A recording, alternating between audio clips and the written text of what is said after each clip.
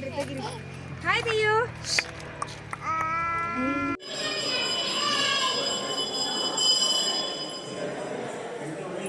Welcome to Diya in Pune YouTube channel. Please subscribe, like and share and press the bell icon. Sharan ರೀ ಉತ್ತರ ಕರ್ನಾಟಕದ ಮಂದಿ ಬರ್ರಿ. ನಾವು ಇವತ್ತು ಮತ್ತೊಂದು ಟ್ರಿಪ್ ಬ್ಲಾಗ್ ನಿಮ್ಮ ಜೊತೆ ಶೇರ್ ಮಾಡತ್ತೀನಿ. ಪುನಾದಿಂದ ಊರಿಗೆ ಹೋದಾಗ ನಾವು ಮತ್ತೊಂದು ಕರ್ನಾಟಕ ಟ್ರಿಪ್ ಮಾಡಿದ್ವಿ. ಆ ಟ್ರಿಪ್ನ ನಿಮಗೆ ಶೇರ್ ಮಾಡತ್ತೀವಿ. ಬೆಳಿಗ್ಗೆ ಅರ್ಲಿ ಮಾರ್ನಿಂಗ್ ಒಂದು 6 ಗಂಟೆ ಮನೆ ಬಿಟ್ಟಿದ್ವಿ. ಟಿಫಿನ್ ಎಲ್ಲ ತೊಗೊಂಬಂದಿದ್ವಿ. ಸೊ ಅದನ್ನೆಲ್ಲ ಮಾಡಿಕೊಂಡು ಮಧ್ಯ ಫಸ್ಟ್ ನಮ್ಮ ಪ್ಲೇಸಿಗೆ ರೀಚ್ ಆಗಕ್ಕೆ ಒಂದು 12 ಗಂಟೆ ಆಗಿತ್ತು. ಇದು ನೋಡ್ರಿ ಪಾರ್ಕಿಂಗ್ ಏರಿಯಾ. ಸೊ ನಿಮಗೆ ಬೀಚ್ ಎಲ್ಲ ನೋಡಿದ್ರೆ ಗೊತ್ತಾಗಿರ್ಬೋದು ಈ ಏರಿಯಾ ಯಾವುದನ್ನೋದು. ಸೊ ಅದು ಪಾರ್ಕಿಂಗ್ ಮಾಡಿ ನಾವು ಗುಡಿ ಒಳಗೆ ಹೊಂಟೇವಿ. ಸೊ ನಾವು ಫಸ್ಟ್ ರೀಚ್ ಆಗಿದ್ವಿ ಗೋಕರ್ಣಕ್ಕೆ. ಸೊ ಇದೇ ನೋಡ್ರಿ ಗುಡಿ ನೋಡಿದ್ರೆ ನಿಮಗೆ ಸಂಧ್ಯಾಗ ಐತಿ ಅನಿಸ್ಬೋದು, ಆದರೆ ಒಳಗೆ ನೋಡಕ್ಕೆ ಮಾತ್ರ ಚಂದ ಐತಿ. ಸೊ ಇನ್ನೊಂದು ಏನು ಇಂಪಾರ್ಟೆಂಟ್ ಇಲ್ಲ ಅಂತಂದ್ರೆ, ಹುಡುಗಿಯರಿಗೆ ಜೀನ್ಸು, ಶಾರ್ಟ್ಸು, ಸ್ಲೀವ್ಲೆಸ್ಸು ಇದನ್ನೇನು ಹಾಕ್ಕೊಂಡು ಹೋಗಕ್ಕೆ ಹೋಗಬೇಡ್ರಿ. ಯಾಕಂದ್ರೆ ಒಳಗೆ ನಿಮಗೆ ಎಂಟ್ರಿ ಸಿಗೋದಿಲ್ಲ. ಸೊ ನೀವು ಒಳಗೆ ಹೋಗಬೇಕಂತಂದ್ರೆ ಲುಂಗಿ ಅಥವಾ ಲಪಾಟಿ ಏನನ್ನ ಕರಿತೀರಿ ನೋಡಿ ನಿಮ್ಮ ಭಾಷೆದಾಗ, ಅದನ್ನು ಸುತ್ಕೊಂಡು ಹೋಗ್ಬೇಕಾಕೈತಿ. ಹಂಗೆ ಇದು ಹುಡುಗರಿಗೂ ಅಪ್ಲಿಕೇಬಲ್ ಐತಿ. ಹುಡುಗರು ಜೀನ್ಸ್ ಹಾಕ್ಕೊಂಡು ಹೋದ್ರೆ ಅಲವಿಲ್ಲ. ಅವ್ರು ಕಂಪಲ್ಸರಿ ಇದೇನು ಲುಂಗಿ ಅಥವಾ ಲಪಾಟಿ ಸುತ್ಕೊಂಡು ಹೋಗಬೇಕು. ಸೊ ನಾವು ತಂದಿಲ್ಲ ಅಂತಂದ್ರು ಅದನ್ನು ಟೆನ್ಷನ್ ತೊಗೋಬೇಡ್ರಿ. ಯಾಕಂದರೆ ಇದನ್ನು ಮಾರಾಕಂತನ ಹೊರಗೆ ಒಂದು ಬಿಸ್ನೆಸ್ ಅವ್ರದ್ದು ಐತಿ. ಸೊ ಅದನ್ನು ಮಾರಕ್ಕೆ ಕುಂತಿರ್ತಾರಲ್ಲೇ. ಸೊ ಅಲ್ಲೇ ತೊಗೊಂಡು ನೀವು ಒಂದು 50 ರೂಪಾಯಿ 60 ರೂಪಾಯಿಗೇನೋ ನಿಮಗೆ ಸಿಗ್ಬೋದವು. ಸೊ ಅದನ್ನು ತೊಗೊಂಡು ಸುತ್ಕೊಂಡು ಹೋಗ್ಬೋದು. ಸೊ ನೀವು ಕ್ಯೂಗೆ ನಿಂದಿರ್ಬೇಕಂತಂದ್ರೆ ಒಂದು 2-2.5 ತಾಸು ಅಂತಂದರು. ಸೊ ಹಾಗಾಗಿ ನಾವಲ್ಲಿ ಕ್ಯೂಗೆ ವೇಟ್ ಮಾಡಲಿಲ್ಲ. ಸೊ ಹೊರಗಡೆ ದರ್ಶನ ಮಾಡಿಕೊಂಡು ಅಲ್ಲೇ ಒಂದು ರೌಂಡ್ ಹಾಕಕತ್ತಿದ್ವಿ. ಯಾಕಂದ್ರೆ ನಾವು ನೆಕ್ಸ್ಟ್ ಇನ್ನೂ 2 ಪ್ಲೇಸ್ ವಿಸಿಟ್ ಮಾಡಬೇಕಾಗಿತ್ತು. ಸೊ ಇಲ್ಲೇ ಟೈಮ್ ಇದ್ದಾತಂದ್ರೆ ನಮಗೆ ಮುಂದಿನ ಪ್ಲೇಸ್ ನೋಡೋಕ್ಕಾಗೋದಿಲ್ಲ ಅಂಥೇಳಿ ಅಲ್ಲೇ ಗುಡಿ ಬಾಜು ಒಂದು ಆದಿ ಗೋಕರ್ಣ ಅಂತ ಸಣ್ಣ ಗುಡಿ ಇತ್ತು. ಆ ಗುಡಿನ ನಮಸ್ಕಾರ ಮಾಡಿ ಒಂದು ರೌಂಡ್ ಹಾಕಿ ನೆಕ್ಸ್ಟು ಆಲ್ಮೋಸ್ಟ್ ಒಂದು 12-12:30 ಆಗಿತ್ತು ಟೈಮಿಂಗ. ಸೊ ಹೊಟ್ಟೆ ಭಾಳ ಆಗಿತ್ತು. ಅಲ್ಲಿ ಪ್ರಸಾದನೂ ಇತ್ತಂತ. ಸೊ ಪ್ರಸಾದನ ತೊಗೊಂಡ್ರಾತಂಥೇಳಿ ಬಂದ್ವಿ. ಇಲ್ಲೇನಷ್ಟು ಕ್ಯೂ ಇದ್ದಿದ್ದಿಲ್ಲ. ನಿಮ್ಗೆ ಅಲ್ಲಿ ಎಂಟ್ರಿಗೆ ಒಂದು ಟಿಕೆಟ್ ಕೊಡ್ತಾರೆ, ಅದೇನು ಫ್ರೀ ಟಿಕೆಟ್ ಐತಿ.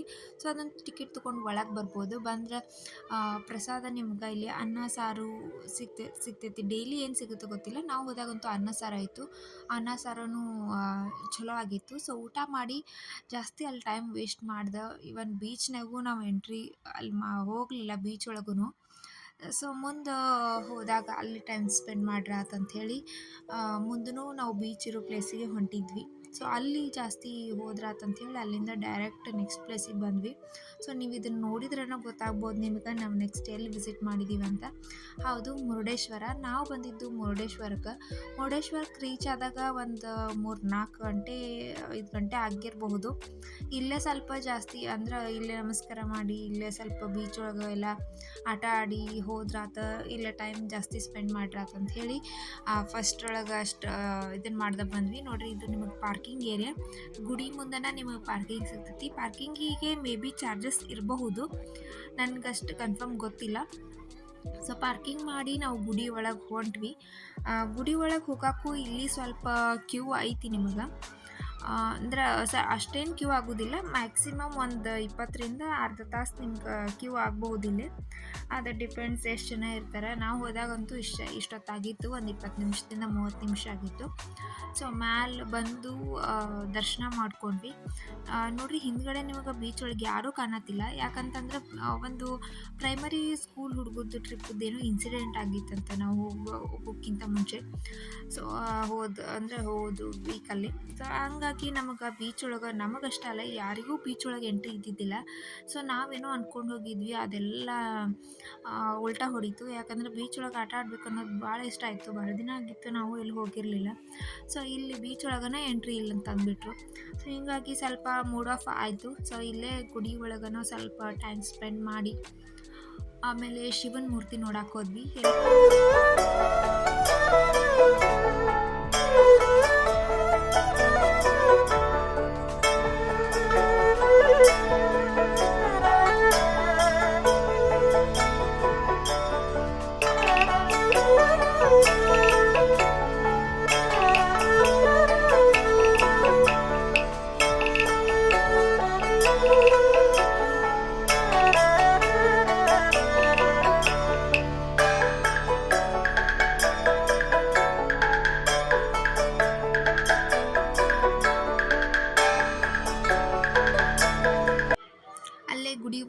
ಹೋಗಿ ನಮಸ್ಕಾರ ಮಾಡಿ ಅಲ್ಲೇ ಕೆಳಗಡೆ ಮೇಲೆ ಶಿವನ ಮೂರ್ತಿ ಐತೆ ಅಂದ್ರೆ ಕೆಳಗೆ ಒಂದು ಗುಹೆ ಟೈಪ್ ಮಾಡ್ಯಾರ. ಅಲ್ಲೇ ಒಂದು ಸ್ಟೋರಿ ಮಾಡ್ಯಾರ. ನಿಮ್ಗೆ ಎಂಟ್ರಿ ಫೀಸ್ ಐತಿ ಇಲ್ಲೇ ₹20 ದೊಡ್ಡವ್ರಿಗೆ, ಸಣ್ಣ ಹುಡುಗರಿಗೆ ₹10 ಐತಿ.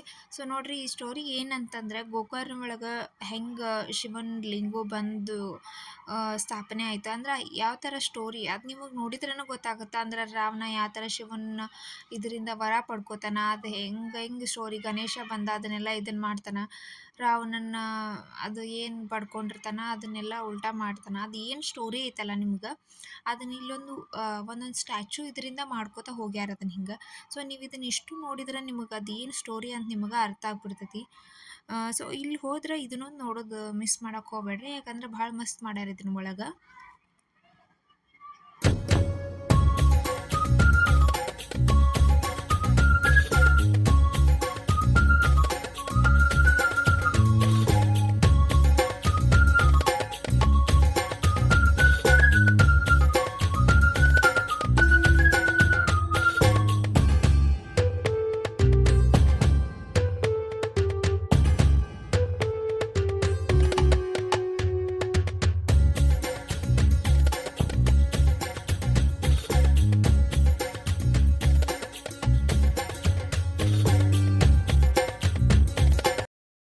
ಸೊ ಇದನ್ನೆಲ್ಲ ನೋಡ್ಕೊಂಡು ನಮಗೆ ಹೊರಗಡೆ ಬಂದ್ವಿ. ಹೊರಗೆ ಬಂದ ಕೂಡಲೇ ನಮಗಂತೂ ಹೊಟ್ಟೆ ಭಾಳ ಹಸಿವಾಗಿತ್ತು.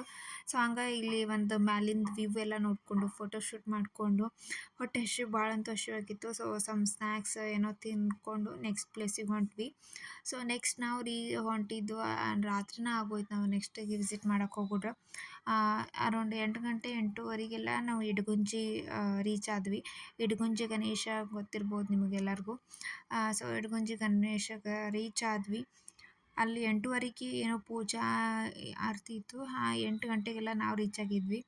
ಸೊ ಅದಕ್ಕೆ ಏನು ವೇಟ್ ಮಾಡಲಿಲ್ಲ, ಹಂಗೆ ದರ್ಶನ ಮಾಡಿಕೊಂಡು ಮತ್ತು ವಾಪಸ್ ರಿಟರ್ನ್ ಊರಿಗೆ ಹೋಗಕ್ಕೆ ಲೇಟ್ ಆಗ್ತದಂತ ಬಂದ್ವಿ. ಸೊ ನಿಮಗೆ ಹೆಂಗೆ ಅನ್ನಿಸ್ತು ಈ 1 ಡೇ ಟ್ರಿಪ್ ವ್ಲಾಗ್? ಸೊ ನಿಮಗೆ ಏನಾರ ಸಜೆಷನ್ ಇತ್ತಂದ್ರೆ ಕಮೆಂಟ್ ಸೆಕ್ಷನಲ್ಲಿ ಹೇಳೋದನ್ನು ಮರಿಬೇಡ್ರಿ.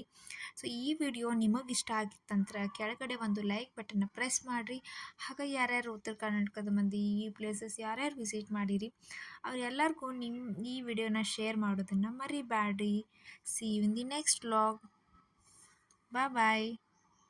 ಯಾರು ನನ್ನ ವಿಡಿಯೋ ಫಸ್ಟ್ ಟೈಮ್ ನೋಡಾತೀರಿ ಪ್ಲೀಸ್ ಸಬ್ಸ್ಕ್ರೈಬ್ ಮಾಡೋದನ್ನು ಮರಿಬೇಡ್ರಿ. ಶರಣ್ರಿ.